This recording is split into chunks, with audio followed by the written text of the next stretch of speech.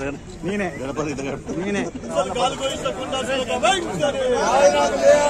ప్రజలకు గాలిగోయి చేసిన కొండాసులకు ప్రజల సమస్యలు గాలిగోయి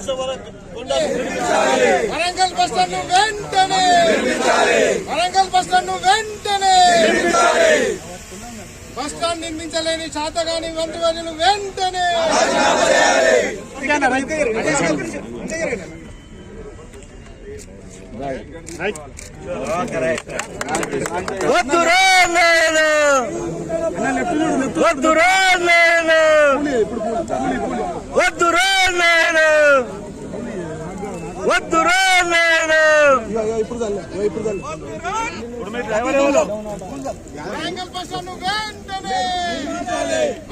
కేసీఆర్ గారు అలాగే కొండా సురేఖ గారు ముఖ్యమంత్రి రేవంత్ రెడ్డి గారు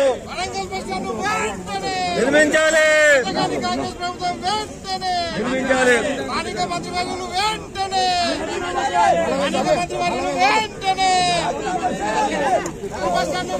నిర్మించాలి.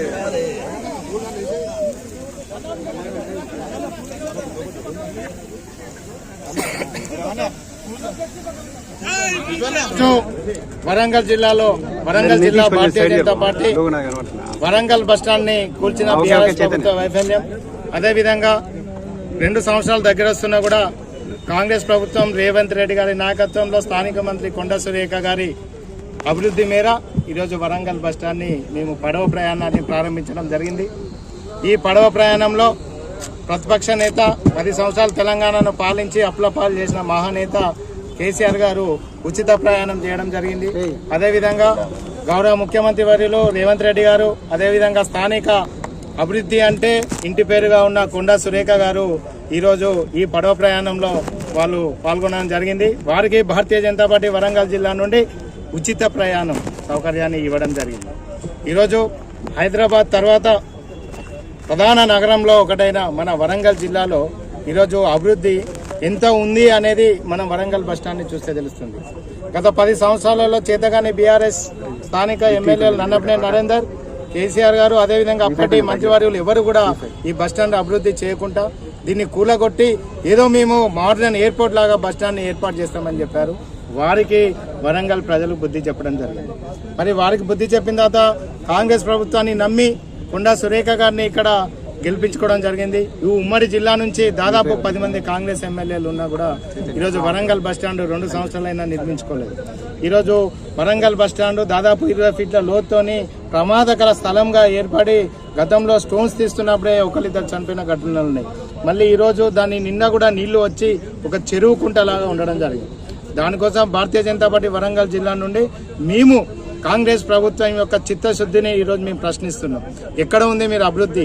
బీఆర్ఎస్ చేత కాదని చెప్పే ప్రజలు మీకు పట్టం కట్టారు. మరి మీరు కూడా కమిషన్లకు కకృతిపడి ఏ ప్రాజెక్టు విషయంలో బడ్జెట్ అలొకేట్ చేసుకొని కమిషన్లకు మంత్రుల గొడవలు పెట్టుకొని అవి ముఖ్యమంత్రి గారు సెటిల్మెంట్ చేసుకోవడం జరుగుతుందే తప్ప ఈ వరంగల్ నగరం అభివృద్ధి చెందట్లేదు.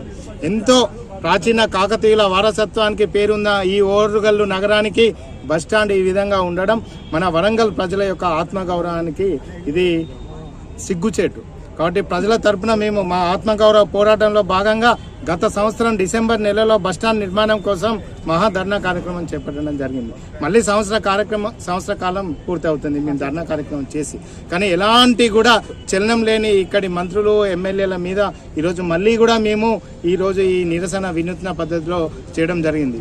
ఇప్పటికైనా శ్రద్ధ వహించి ఒళ్ళు దగ్గర పెట్టుకొని వెంటనే కాంట్రాక్టర్లకు డబ్బులు కేటాయించుకొని ఇక్కడ ఇమ్మీడియట్గా బడ్జెట్ అలొకేట్ చేసుకొని వరంగల్ బస్టాండ్ నిర్మించాలని మేము వాళ్ళని డిమాండ్ చేస్తున్నాం. ఒకవేళ ఇంకొక 30 రోజులలో ఈ బస్టాండ్ నిర్మాణం పనులు పూర్తి కాకపోతే ఇక్కడ ఉమ్మడి వరంగల్ జిల్లాలో ఉన్న ఎమ్మెల్యేలు మంత్రుల యొక్క ఇల్లులు ముట్టడి చేస్తామని తెలియజేస్తున్నాం.